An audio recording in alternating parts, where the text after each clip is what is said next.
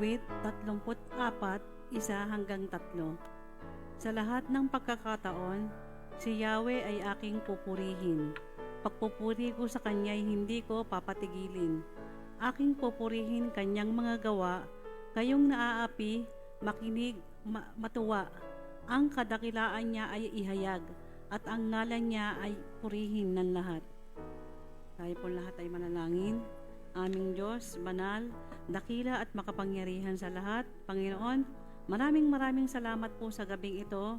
Kami po ay lumalapit sa inyong harapan at nagpapakumbaba po, Lord. At buong puso po namin iniaalay ang aming pagsamba po sa inyo ngayong gabi. Maraming salamat po sa biyaya at sa panibagong araw na pagkakataong makapagtipon kami bilang isa sa inyong harapan upang ikaw ay papurihan at manalangin, Panginoon. Sa sandaling ito, inaalay namin sa iyo ang aming mga puso at isipan. Linisin mo po kami mula sa anumang kasalanan, pag-alaala o alinlangan na maaaring humadlang sa aming buong pakikipagtagpo sa iyo. Nawa ang iyong banal na espiritu ang siyang sumama po sa aming pagsamba. Sa bawat awit, sa bawat panalangin at pakikinig sa iyong salita. Buksan mo ang aming puso upang tunay naming maranasan ang iyong presensya. Turuan mo kaming sumamba hindi lamang sa pamamagitan ng aming mga labi, kundi sa pamamagitan ng aming buhay. Nawa ang lahat ng aming gagawin sa oras na ito ay maging kalugod-lugod sa iyo. Ito ang aming samot dalangin sa pangalan ni Kristo Jesus. Amen. Panginoon Diyos, nilalapit din po namin sa inyo ang aming minamahal na pastor, Pastor Lantan. Lumalapit po kami sa inyo na may buong puso rin ang pag-asa po namin, Panginoon. Pinapagkatiwala po namin sa inyo, minamahal po naming pastor na dumadanas po ng karamdaman na nasa ospital po ngayon. Ikaw po ang dakilang manggagamot at wala pong imposible sa inyong kapangyarihan. Hinihiling po namin ang inyong mapagpalang kamay. Ipatong niyo po sa Kanya ang inyong kamay, Panginoon. Alisin mo po ang anumang karamdaman, sakit, panghihina ng Kanyang katawan. Palakisin mo po ang Kanyang resistensya at bigyan po siya ng ganap na kagalingan. Punan mo po ang Kanyang mga puso na kapayapaan, ganun din po ang Kanyang pamilya. Sa sandaling pong po ito, gumamit ka po ng mga doktor at ang mga kakalinga po sa Kanya upang mabilisan ng po Kanyang paggaling. Maraming salamat po, Panginoon, sa buhay na po ng aming pastor at tuluyang kagalingan po sa Kanya. Maraming salamat. Ito ang aming samot dalangin sa pangalan ni Kristo Jesus. Amen.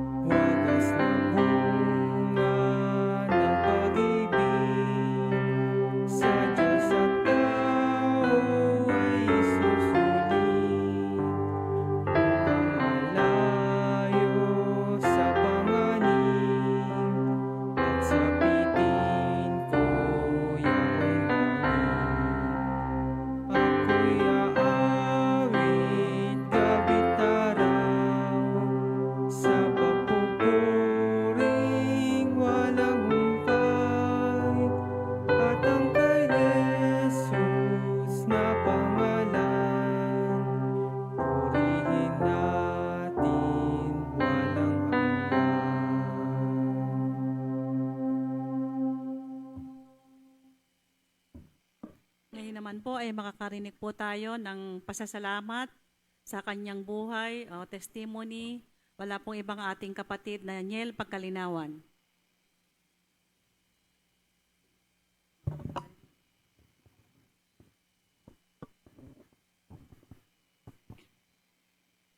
Yun po, ako po yung nagpapasalamat kay Lord dahil araw-araw niyo po kaming ginagabayan sa aming araw-araw na gawain po.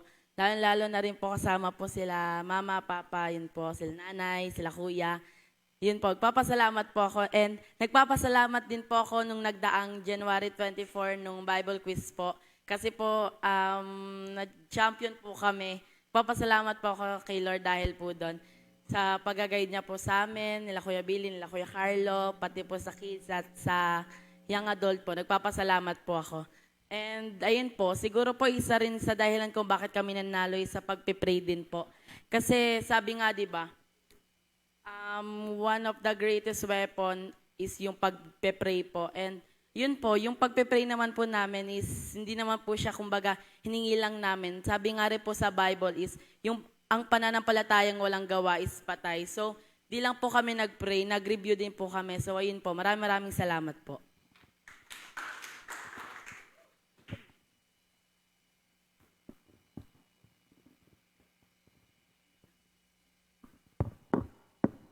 So, pinagpalang gabi po sa ating lahat. Tayo po'y tumayo at samahan niyo po akong umawit at magpuri sa ating Panginoon.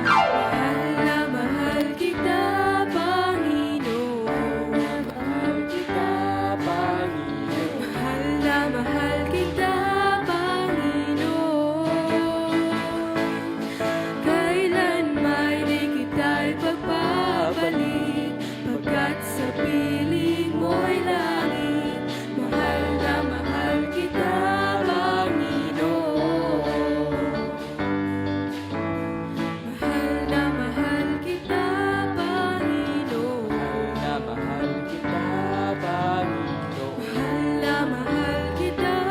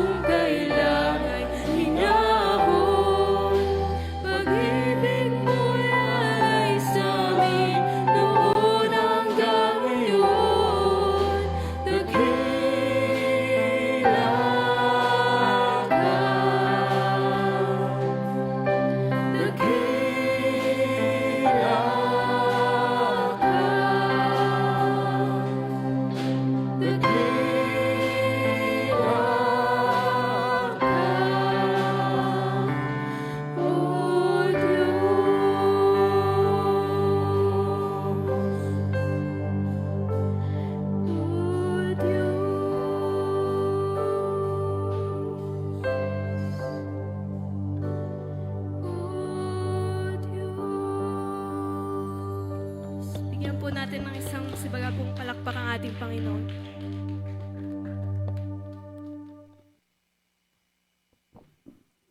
Ngayon naman pong gabi ay makakarinig po tayo ng mensahe ng salita ng Diyos. Magmumula po sa ating TNP, kapatid Joey Talampas.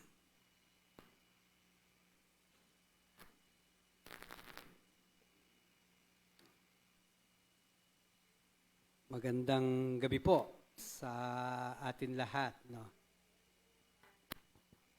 Medyo ayun.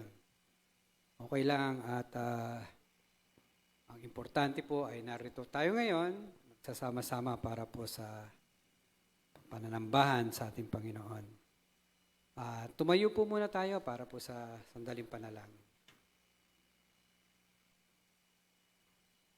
Panginoon namin Diyos, Ama, kami po ay nagpupuri, kami po ay papasalamat sa inyo, Ama, sa gabing ito na pinagkalooban nyo ang mga anak nyo na magkaroon po ng pagkakataon para po magkasama-sama, magkatipon-tipon, para po magbigay ng pananambahan, makapag-aral ng inyong salita, makapag-alay ng mga dalangin, at mga aming pong pag-awit. Sa oras na ito ay nilalapit po namin sa inyo, nawa ang banal na Espiritu ang siyang gumabay sa bawat isa, at lalo na po sa inyong abang tagapagsalita, dalangin po namin ang inyong pangunguna. At gayon din, nilalapit namin po sa inyo ang aming pumahal na pastor. Tulungan niyo po siya sa mga oras na ito. Lahat ng ito ay aming dalangin sa pangalan po ng aming Panginoong Hesus. Amen. Magandang gabi po. Yan po, ang ating pong pag-aaral ngayon ay ito po ay pinamagatang kong Growing in Grace. Yan. Paglago sa biyaya. Pag sinabi pong grace, ano po ba yung naiisip natin? Ano ba yung pumapasok sa isip natin pag sinabing biyaya? Ito ba yung biyaya na meron tayo ngayon dito sa ating buhay sa mundong ito ngayon? Ito ba yung biyaya na nakakamit natin, binibigay ng ating mga magulang, di ba? Pinagkakaloob ng gobyerno, ayan, ito ba yung mga material na biyaya? Or, ito ba yung biyaya na kaloob ng ating Panginoon? Ito ba yung biyaya na pinagdadasal natin, tinutugunan ng Panginoon? Or ito ba yung biyaya na mas malalim pa? Sa ating pag-aaral ngayon, ayun, talakayin po natin yung tungkol po sa growing in grace. Sabi po kay Oxford Dictionary, ayan po, sabi po dyan, grace, simple elegance. Yun po daw, simple elegance. Ano po ba ibig sabihin ng simple elegance? Diba? Yung, alam ko, sa mga kabataan ngayon, meron kayo sinasabi na aesthetic. Yan, ganyan po raw yan. Simple and elegance, aesthetic. Tapos sabi pa po dyan, refinement of movement. Diba yung refinement, yung pure, yung dinadalisay, yung kilos. Kumbaga sa isang ballet dancer, yung pagka yung magaling na talaga siya, yung lumalaban na talaga sa mga paligsahan, sa mga show, makikita mo yung refined movement. Ano pa po yung sabi diyan? Ang grace po raw is courteous. Di ba? Parang yung ating pong mga kababaihan dito at yung ating pong mga babae, mga teenager. Kayo ba ay courteous? Di ba? Courteous ba kayo? Parang malulungkot kayong lahat Hindi. Bawat isa sa atin, bawat isa sa inyo, courteous, lalo na sa mga oras na to. Di ba? Tapos, ayan pa po. Sabi diyan, goodwill. Meron po raw mabuting hangarin. Yan po raw yung grace. Ayon po yan kay Oxford Dictionary. Ngayon, ayun, ibalik mo na, tignan naman natin kay Google. Ano ba ang sabi ni Google? Ayan, nakalagay pa dyan, Google AI Overview. Yan po yung nakalagay sa pinag-searchan ko, kaya nilagay ko rin pati yung AI Overview. Tapos, ang explanation po is theology, ibig sabihin, religious. Ayan. Sabi po dyan, grace is defined as the free, unmerited favor. Di ba? Napakaganda po. Ano po yung sabi dyan? Yan po raw ay libre at walang kapantay. Di ba? Unmerited favor. Tapos, love of God in Christian theology.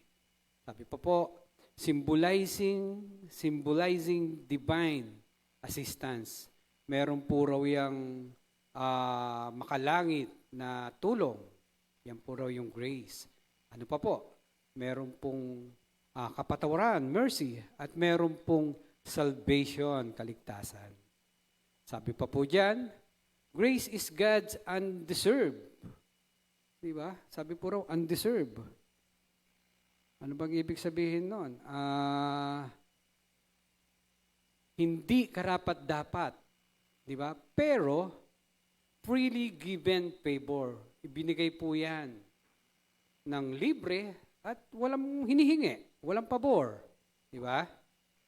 That enables salvation. At sa pamamagitan nun ay naroroon po yung kaligtasan. Nandoon yung kapatawaran at yung spiritual transformation. Actually, bibigyan po natin ng DN yung pong sa spiritual transformation. Matatalakay po natin yan. Yan, dadaanan po natin dyan. Sabi po rito sa yung growing grace, yan, sige po, pa-praise. Yan. Sabi po dyan, growing in grace is to overcome, di ba? The simple desire of our simple nature. Ang paglago po raw sa pananampalataya ay yung pong ating mapagtagumpayan. Diba? Ating pong mapaglabanan. Yung pong kasalanan. Diba? Yung kasalanan na ninanais natin physically. Physical po yan. Diba? Sabi nga po, hanggat naririto po tayo sa mundo, tayo po ay prone sa kasalanan. Sapagkat yung mundo po ano yan hindi po yan sa Panginoon, kundi yan po ay sa ating kalaban, kay Satan. Diba? Ano pa po yung sabi dyan? Ayan, sabi pa po dyan, simple desire of our simple nature. Diba? Tayo po ay sa ating physical na pangangatawan, sa ating pong buhay dito sa mundong ito, natural po sa atin yung magkasala. Sapagkat naririto po tayo sa mundo. Actually, yung ating pong kasalanan, alam naman po ng bawat isa, ay, di ba, minana natin itong kasalanan na ito. Kanino natin minana itong kasalanan na to?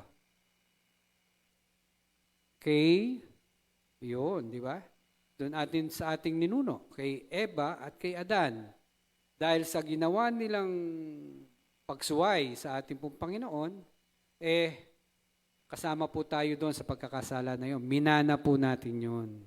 Kaya yun nga po, hanggat naririto po tayo sa mundong ito, tayo po ay prone sa kasalanan dahil ang ating pong natural na physical na pangangatawan ay magkakasala.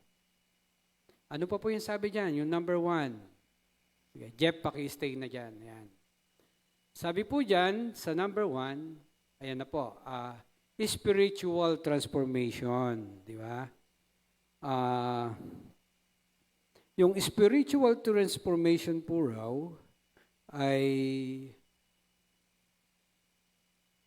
ayan, is being molded and conformed into the likeness of Jesus Christ. Di ba? Yung spiritual transformation po raw, yung hinuhulma po tayo. Di ba? Hinuhulma, tapos parang maging kamuka ng ating pong Panginoong Jesus. Yun po yung spiritual transformation. Sabi pa po dyan, yung lagi natin sinasabi, to be Christ-like. Di ba? Sino po ba yung ating pinaka best example na tinutularan po natin? Di ba? Si Jesus Christ po yon. Siya po yung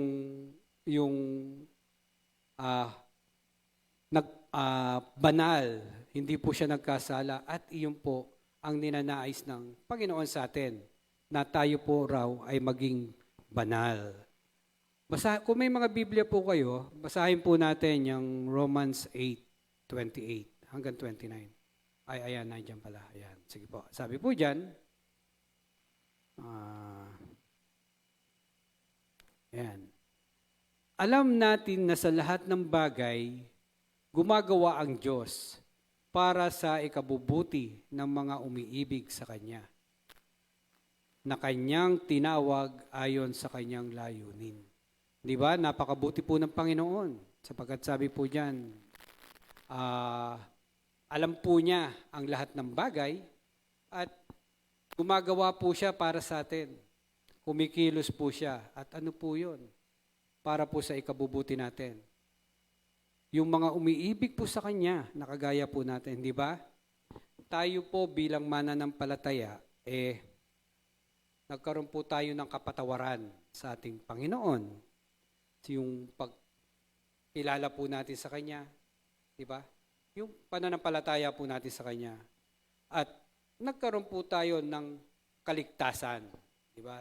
Dahil po dun sa kapatawaran na ibinigay sa atin mula sa ating Panginoong Hesukristo.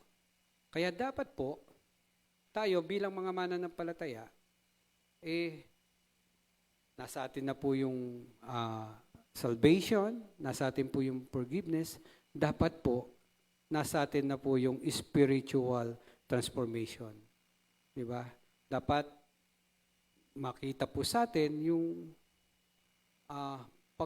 pagbabago natin. Di ba?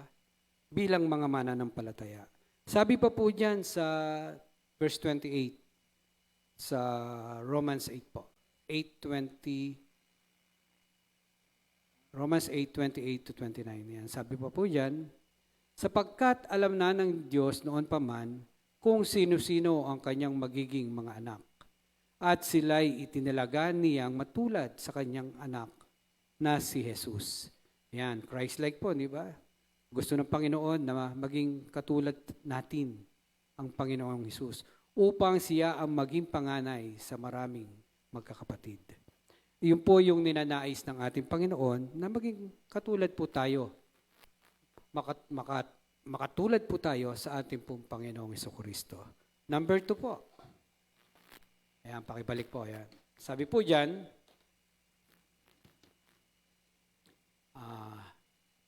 indwelling spirit. Sabi po, believers have the indwelling spirit of Christ, the comforter who proceeds from the Father. Di ba? Indwelling spirit, kung naaalala nyo po, di ba, yung nung panahon po na umakyat po yung ating Panginoong Jesus, na di ba, yung resurrection, and then, after no resurrection, nanatili pa siya, tapos umakyat po siya sa langit. Ano po yung tawag doon? May tawag po rin eh. Yun po yung ascension of Jesus. Yun po ay makikita natin sa Acts 1:9, yung pag-akyat po ng ating Panginoon sa langit. Pero before po nung Acts 1:9, yung 8 po, sabi po dyan, tatanggap kayo ng kapangyarihan pagbaba ng Espiritu Santo. Di ba? Yun po yung Spirit na sinasabi ko. yung kailangan pong umakyat ang ating Panginoon, kailangan siyang umalis para po bumaba yung Espiritu Santo para po makasama natin. Diba? Yun po yung ascension, yung pong pag-akyat. Tapos po, dumating po yung Pentecost, yung araw ng Pentecostes. Ang Pentecostes po, yun po yung yung sineselebrate po yan ng mga Hudyo. May nakakaalam ba kung ano ibig sabihin ng araw ng Pentecost? Yung sa sa Jewish holiday. Actually, yung Pentecost po, yun po yung celebration ng ang tawag dito, yung giving of Torah. Yung giving of Torah po, yun po yung yung giving of the law in the Mount Sinai. Ano po yung tinutukoy ko?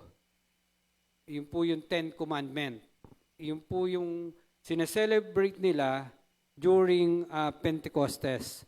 Yung pong pagkakaloob ng Diyos kay Moses doon sa Mount Sinai nung pong kanyang mga utos, nung kanyang pong law. Di ba? Tapos, nung panahon na yan, nung Pentecost Day na yan, yan din po yung time na kung saan, yun po yung naging araw na kung saan sinabi ng, di ba yung, intayin nyo ko sa aking pagbabalik, tapos ang isesend po ay yung banal na Espiritu. Nagkakatipon po yung mga apostol, mga mananampalataya, doon po sa isang lugar, at kung saan, yun po yung time na bumaba na po yung Holy Spirit. Pagkatapos, tinalakay pala to, no? Nasa gawa to, no? So, alam to nung ating mga nilaban sa Bible trivia, yon. Ito po yung time na, tama ba ako? Di ba? Di ba? Ito yung time na kung saan bumaba yung Holy Spirit, tapos napakaraming mananampalataya, tapos dito yung nagkaroon sila ng speaking of tongue. Speaking of tongue. Di ba?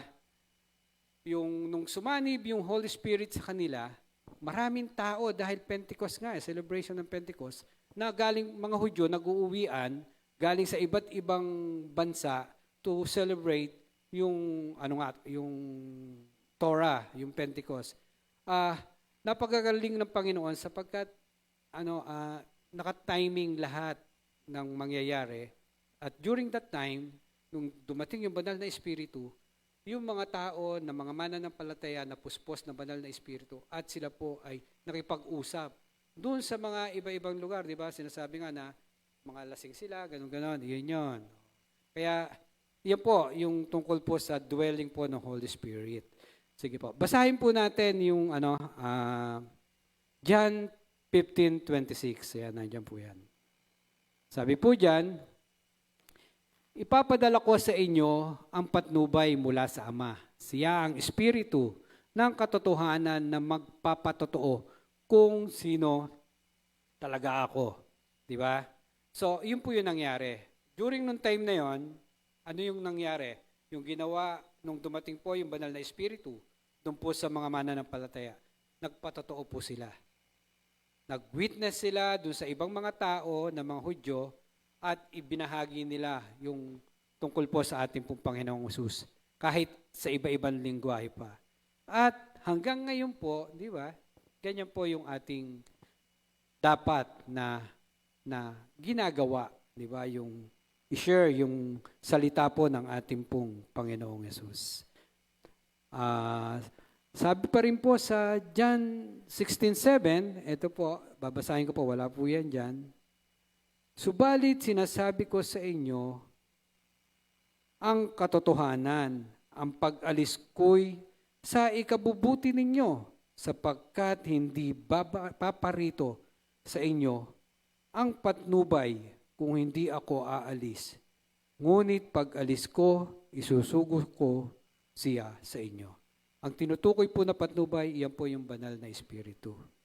At mula po nung tayo po ay magkaroon ng kapatawaran sa ating mga kasalanan, at kinamit po natin yung salvation, yung kaligtasan, yun po, yung banal na Espiritu po ay namumuhay sa atin. Di ba? Itinuturo po yon kapag tayo po ay mananampalataya na, kumikilala sa Panginoon, bawat isa po sa atin, ay meron pong banal na Espiritu sa ating pong sarili. Di ba? Yun po yung ating katulong. Di ba? Siya po yung ating helper. Yun po. Number, 3. Yan, balik po tayo ng kaya ko. Sabi po dyan, live by the Spirit. Ayan. Live by the Spirit is living in the way of obedience and holiness. Di ba? Obedience. Sabi po raw, kung tayo po ay namumuhay sa Espiritu, tayo po ay may pagsunod. Di ba? Mayroon po tayong pagsunod. Di ba? At kabanalan. Ang di ba sabi nga po, ang ating pong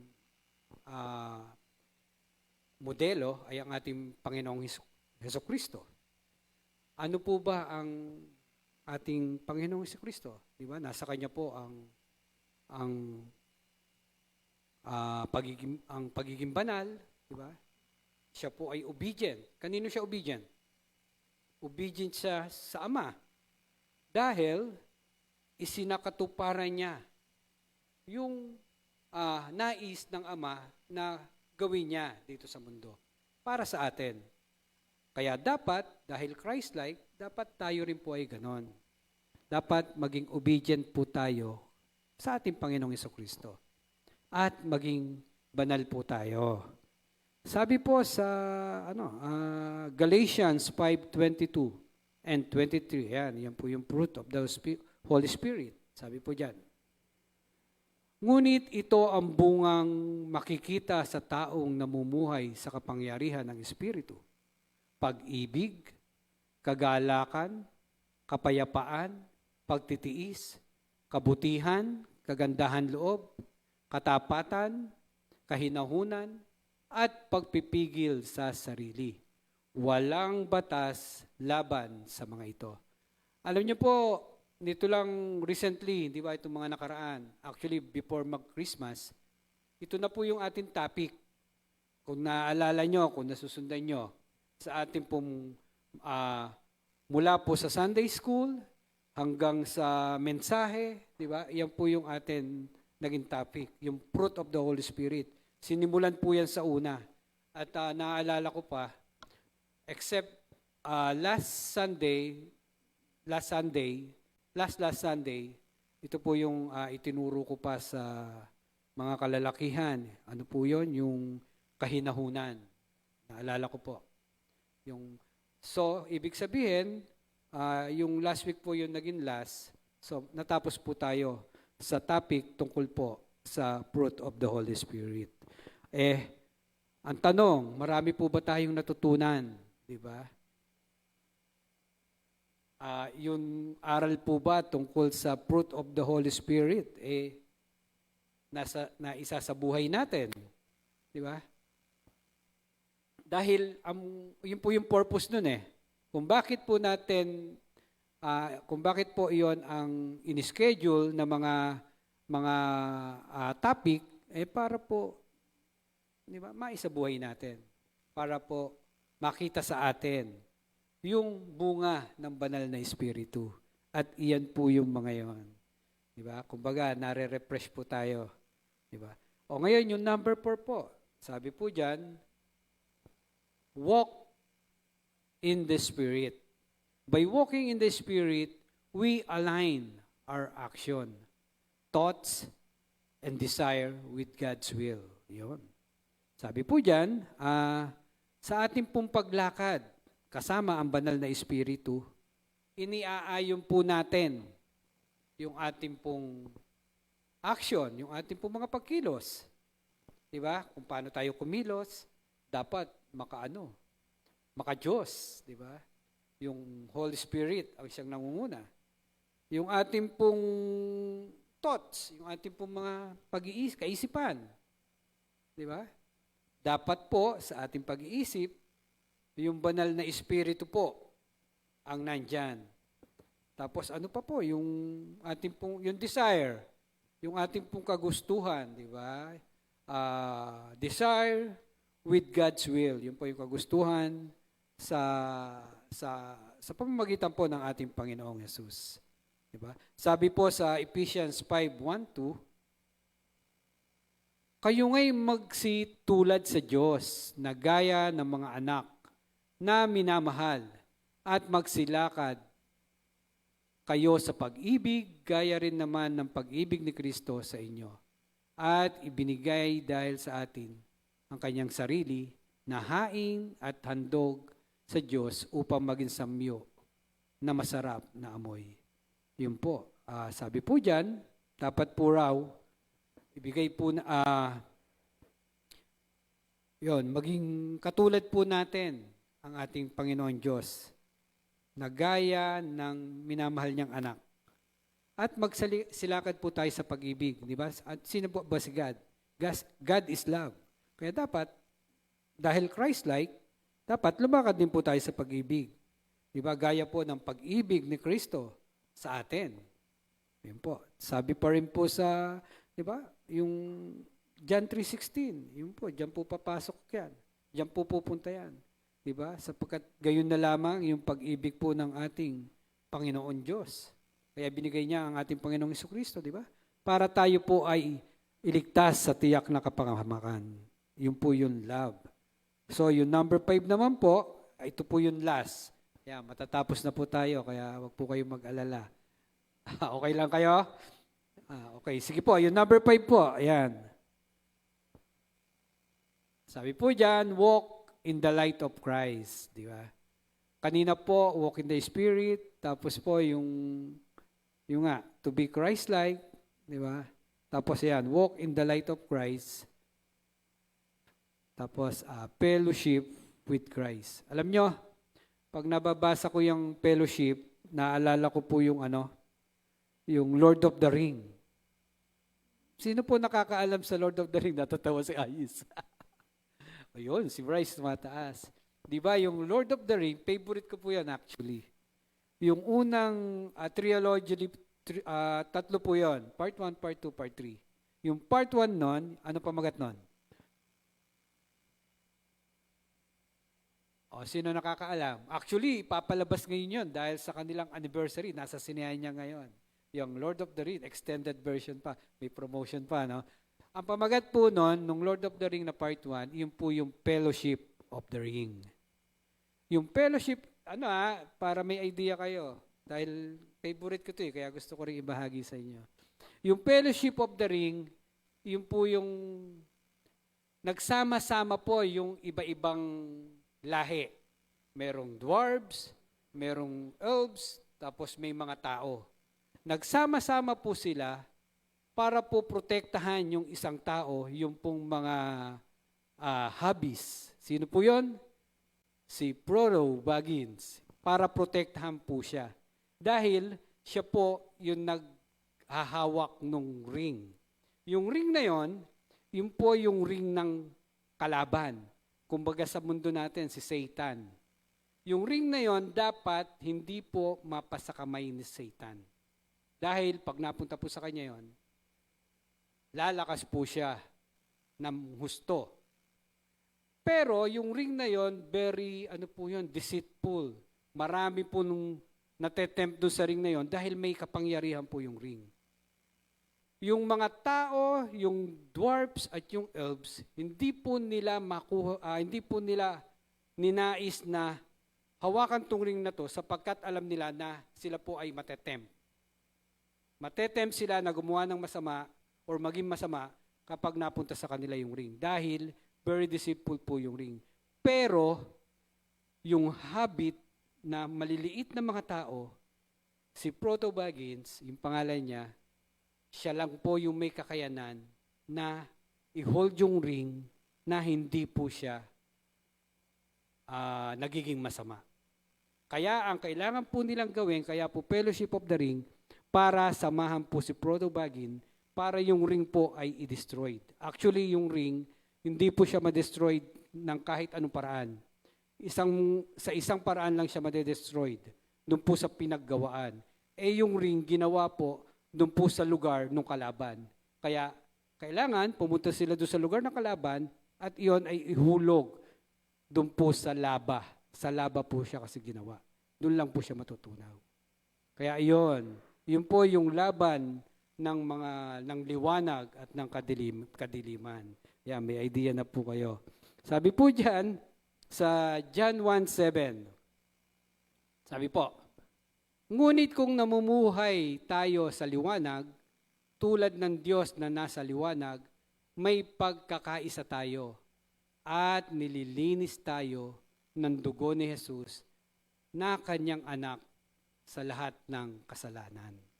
Sabi pa rin po sa Efeso 5:8, eto, wala po yan dyan, kung may mga Bible po kayo, dati kayo'y nasa kadiliman, ngunit ngayo'y nasa kaliwanagan na. Sapagkat kayo'y nasa Panginoon, mamuhay kayo ngayon ng nararapat sa mga taong nasa liwanag. Ito po ay paalala sa ating mga mananampalataya. Dahil tayo ay nasa liwanag na, huwag na po tayong bumalik sa kadiliman. Sa tulong ng banal na Espiritu at sa liwanag na nagmumula sa Panginoon Jesus, ay mapagtatagumpayan po natin ang sanglibutan ito. Diyan po tayo nagtatapos. Nawa po ay nakapulutan niyo po ng aral mula sa ating Panginoon ang maiksing mensahe na ito. Magandang gabi po sa inyong lahat. Maraming salamat po sa mabiyayang mensahe, kapatid Joey Talampas. Ngayon naman po ay makakarinig po tayo ng tanging awit kasabay ng paghahandod mula sa kapatid Jerry Helmones.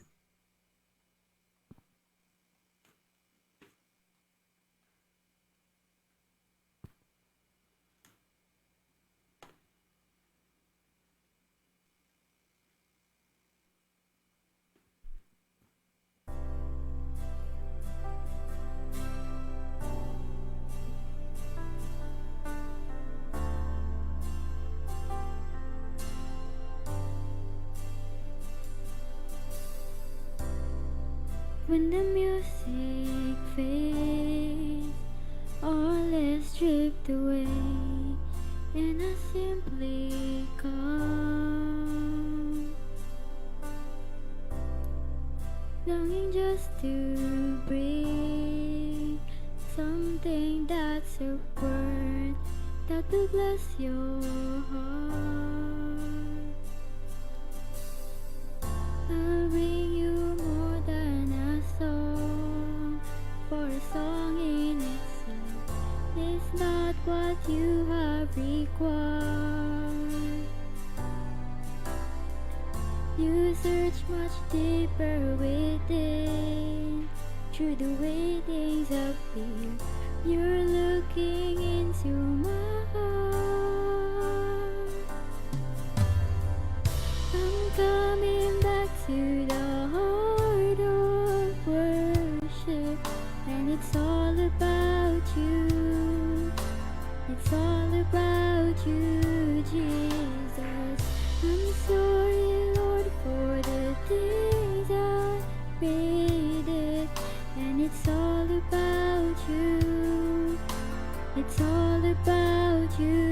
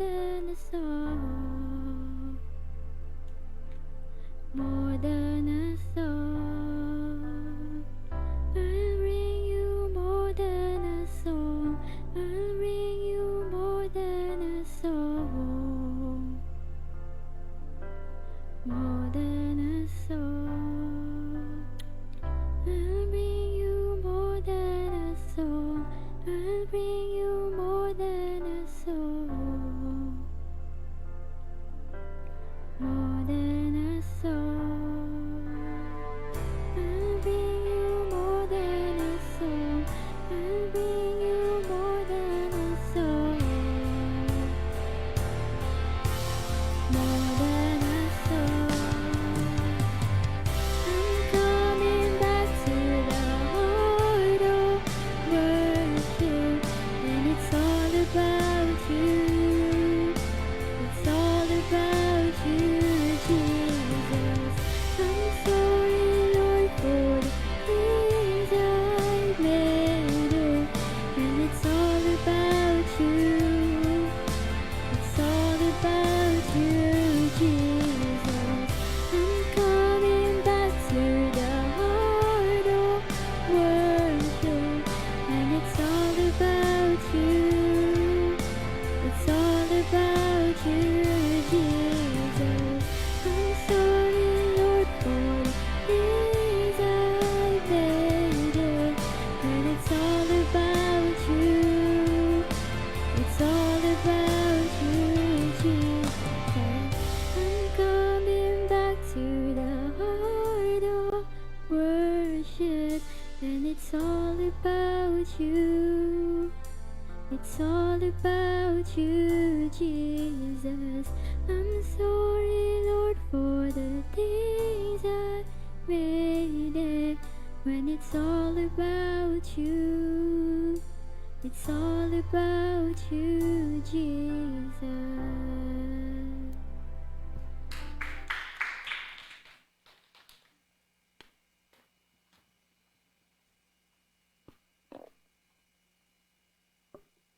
Ngayon naman po ay dadako po tayo sa ating pananalangin.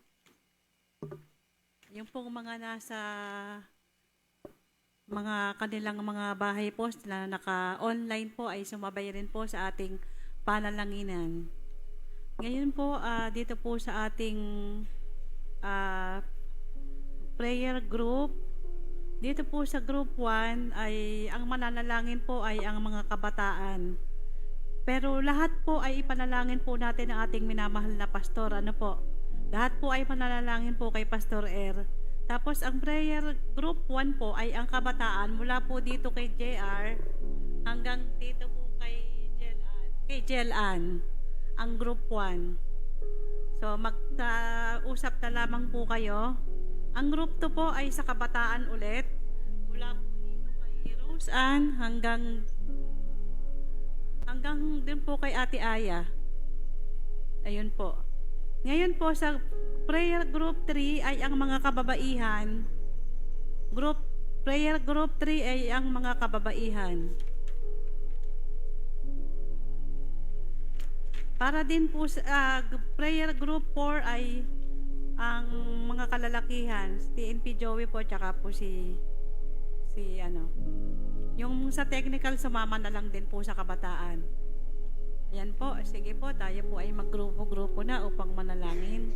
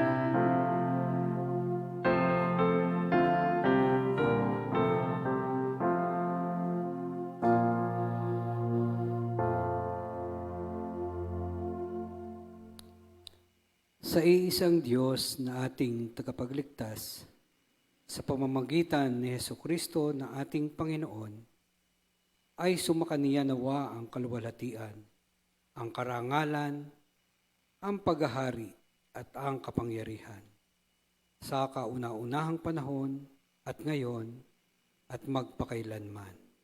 Siya nawa.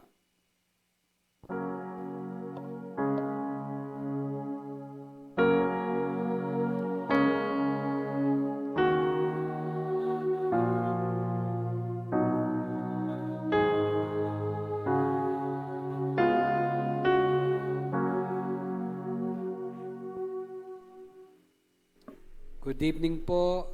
Natatapos po ang ating gawain sa mga oras na ito. Maraming salamat po sa bawat isa. Magandang gabi po sa lahat. Tayo po ay pumunta sa harapan upang sa ating picture documentation.